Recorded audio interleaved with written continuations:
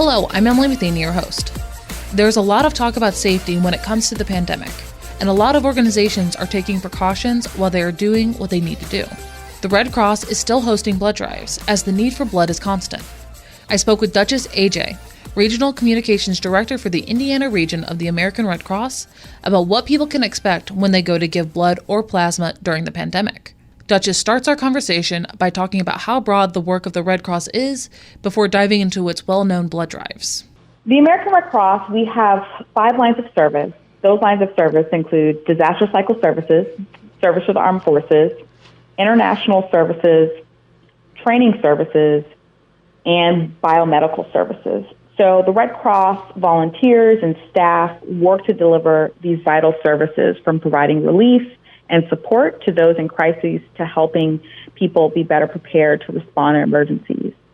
And our 5 lines of service really drive everything that we do. We have thousands of volunteers across our network, and we have staff making sure that we are providing the best support to communities.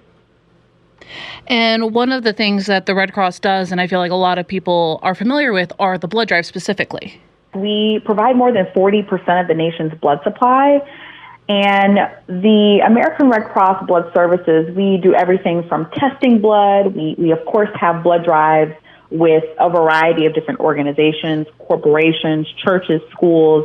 And during this pandemic, it's been very difficult to make sure that we're collecting as much blood as possible. As you can imagine, those who are in hospitals, they don't really get to take a break. And we often like to say that every 2 seconds, someone in the United States needs blood, and that could be someone who's battling cancer or someone who just had a terrible accident and need blood transfusions. And so it's really important that we make sure that even in a pandemic and a lot of the things that are taking place within our country, that we continue to donate blood, and that's a huge part of the American Red Cross. And then for specifically to give blood, what are some of the requirements that people need to meet to be able to give blood, especially during the pandemic? Absolutely. So we've taken a lot of precautions as an organization to make sure that people are safe. And some of those things, including making sure that some of the areas are clean, and they have we're doing a ton of testing to make sure that folks feel comfortable. But I think the best way that people can make sure that they can, be eligible to donate blood is to visit redcrossblood.org, and there are a variety of ways that people can look to see if their eligibility requirements are met. And then for upcoming blood drives, where can people find information on where they can give? Absolutely. So we have many blood drives that we have scheduled. Our blood services team is working really hard to make sure that we have as many blood drives as we can meet the demand. And we always encourage folks to visit redcrossblood.org, or they can actually donate our free blood donor app, and they can put in their location and find the closest blood drive near them. One of the things, though, that we are encouraging and making sure that people are aware of is that there are many blood drives that are popping up in our communities, but some of them are being filled to capacity. And so we just want to put the kind of disclaimer out there and urge the community to know that, if there is a blood drive that's near them that's completely booked, to not give up and to make sure that they continue to look and possibly schedule blood drives that are close to them that may have an opening as much as, a few weeks or even a few months ahead of time. Because as we all know, this is an unprecedented time with the pandemic. And so it's really important that we have to do our due diligence and make sure that we are continuing to support our community. And part of that is to making sure that there is a sufficient blood supply. And that's going to be really key. So we are encouraging people to definitely check the website or donate blood and finding a blood drive near them through the blood donor app, but making sure that they are looking multiple times and scheduling as far out as possible to support the people who need blood. And there are multiple types of donations as well, from the whole blood donation and others. Can you talk a little bit about the different ones that you offer? We have whole blood, as you mentioned, but one of the other types of things that we're also looking for are plasma donations. And so that's a really key piece as well. One of the, I think, more prominent blood types is type O blood. And so those are, of course, we take all blood, A, B, and O, but O is one of those universal types of blood donations. And so it's really important that we, are urging the public to continue to come out and support the Red Cross. And for the first-time donors, what advice do you have for them? For first-time donors, I think, it's really important that they just have an open mind and an open heart in terms of, if they are not able to give blood, and sometimes that happens, to continue to work with our team to figure out, how they might be able to give blood. Sometimes you might not have, sufficient iron levels, and so that's, really key. I think for the first-time donor, we always recommend going, using that blood donor app and kind of going through the rapid path, which allows people to really kind of bypass all of those questionnaire type of portion of the process so that they can quickly kind of get in and get out. But it doesn't take more, usually than about an hour to donate blood. And so, we're encouraging people to come out and, of course, just be patient along the way because, again, many of these blood drives are booked, but then they're also, we're doing as much as we can working around the clock to make sure that we have sufficient blood drives in the community. And then one of the other types of collection that the Red Cross is also doing is the plasma donation from recovered COVID-19 patients. Yes. So historically, convalescent plasma has been used as a potentially life-saving treatment in some situations when new diseases or infections develop quickly, and no treatments or vaccines, were available yet. And so convalescent plasma is plasma collected from patients who have recovered from an infection and have antibodies that might help fight that infection. And so in this case, patients who, have fully recovered from COVID-19 are viable candidates. And so more recently, some information suggests that convalescent plasma could help some coronavirus patients, especially those who are seriously ill. So, we've been working with many partners, the FDA, to make sure that if, those who are seeking plasma donations from people who've recovered from coronavirus have that information as well. And people can learn more about that specific donation on your website, correct? Can you give the website one more time? Absolutely. So the website that we encourage folks to go to who are interested is redcrossblood.org. Excellent.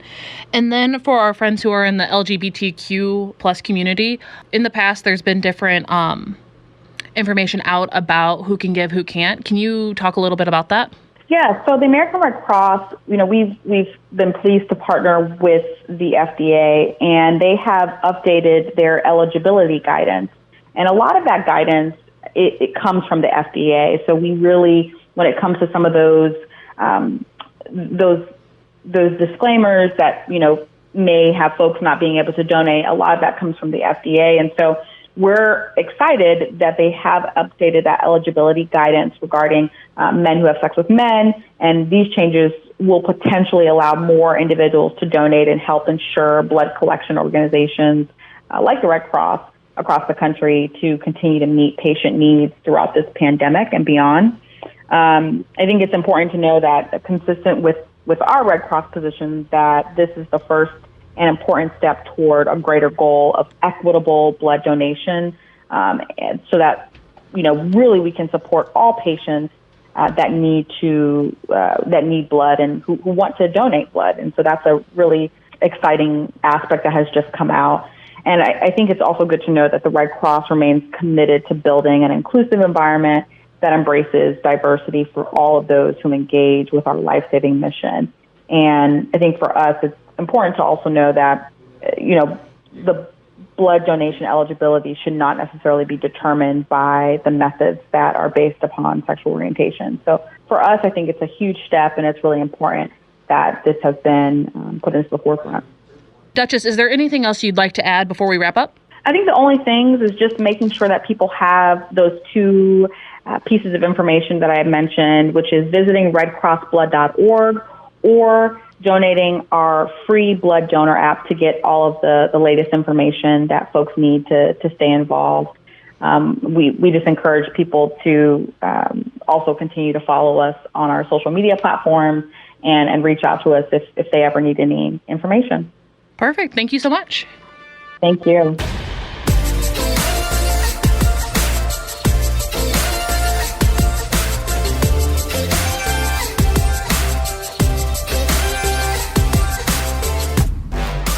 Indy Park has kept its 212 parks and outdoor spaces open during the pandemic, with adjusted precautions in place to keep people safe. But now, some of the performing spaces are being utilized for concerts and movies.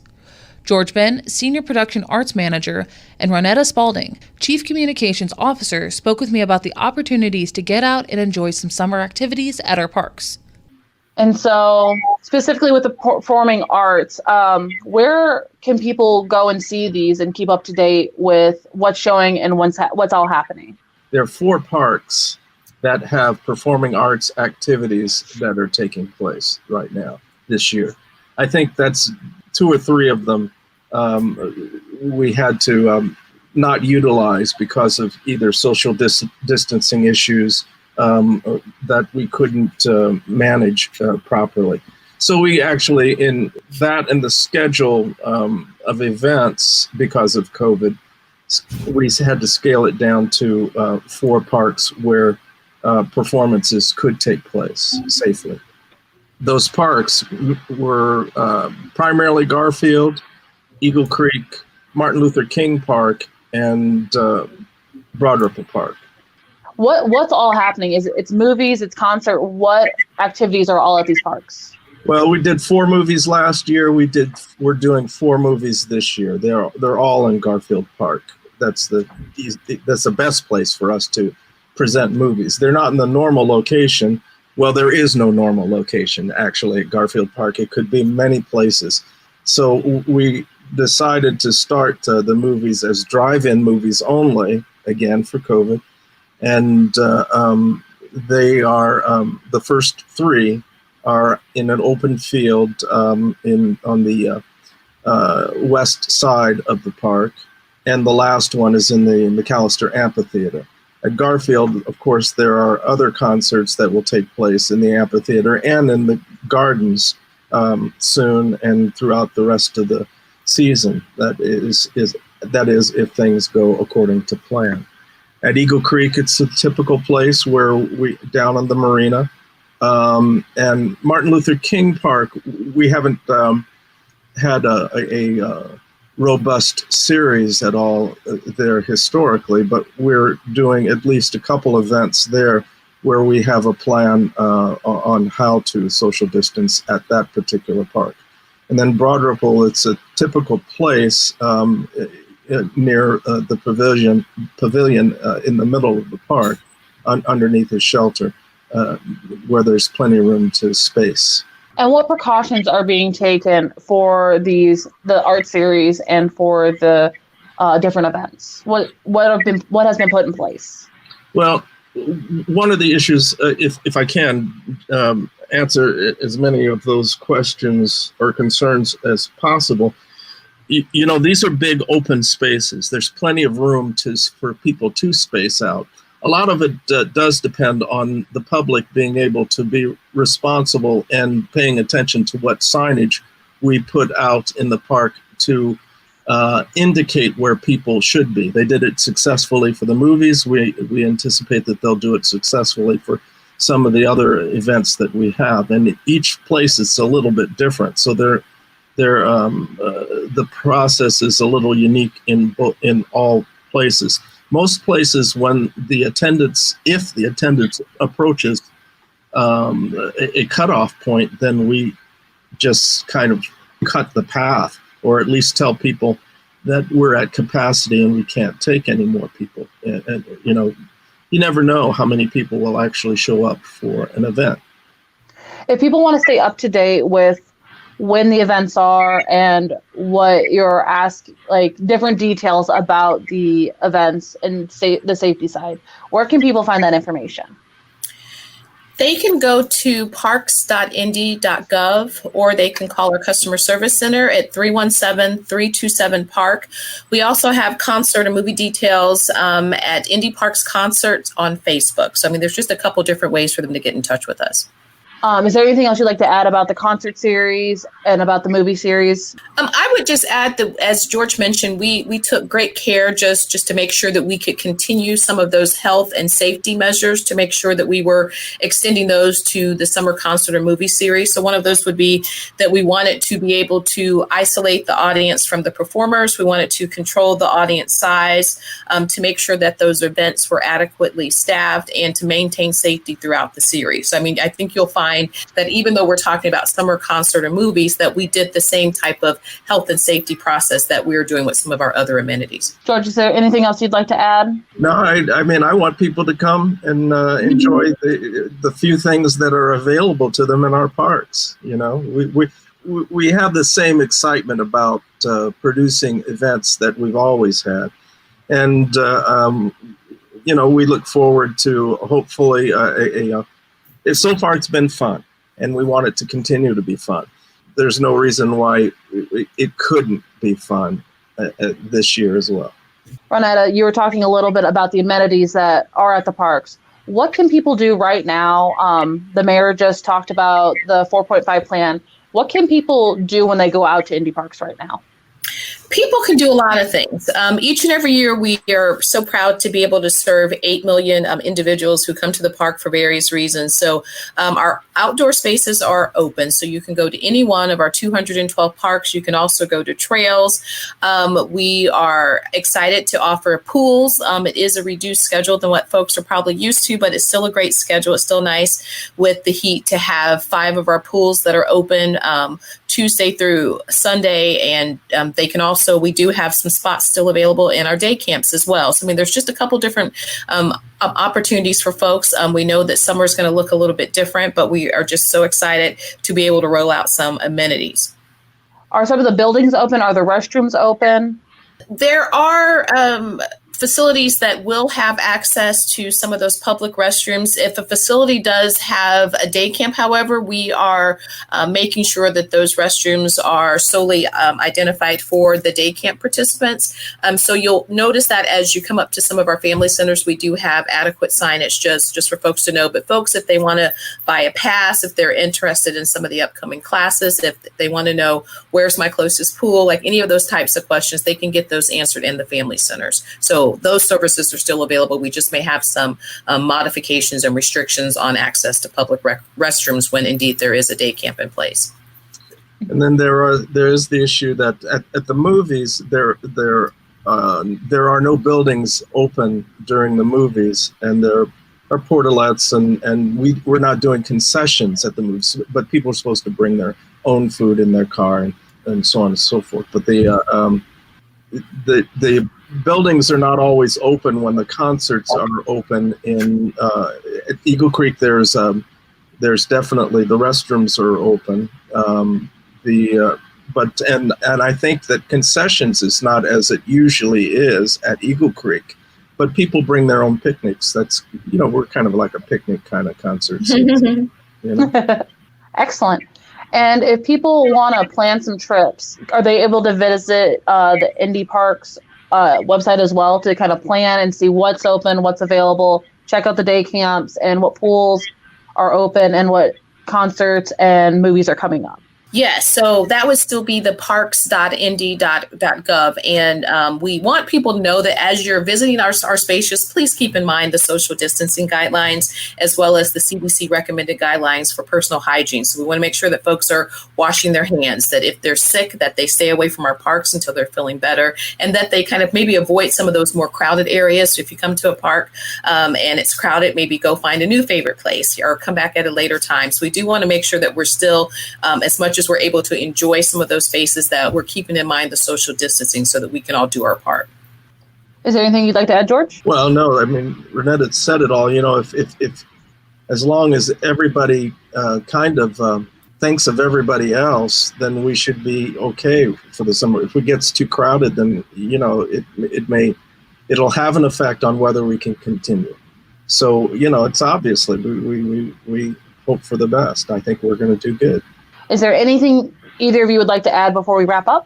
Again, we are kind of with the pandemic excited to be able to offer. So we have pool service Tuesday through Sunday, and that's at Bethel, Douglas, Perry, Riverside, and Willard. And then we also have kind of 3 different time frames where we're able to offer those services. You mentioned when we started about kind of some of the new guidelines that were announced last week by the health department and the city. So we are kind of evaluating how to put in place the face covering guidelines. We're working with our day camp, parents and guardians to get that implemented, as well as we'll make sure that we have adequate signage and that our staff is able just to walk people through what some of those new guidelines are going to be.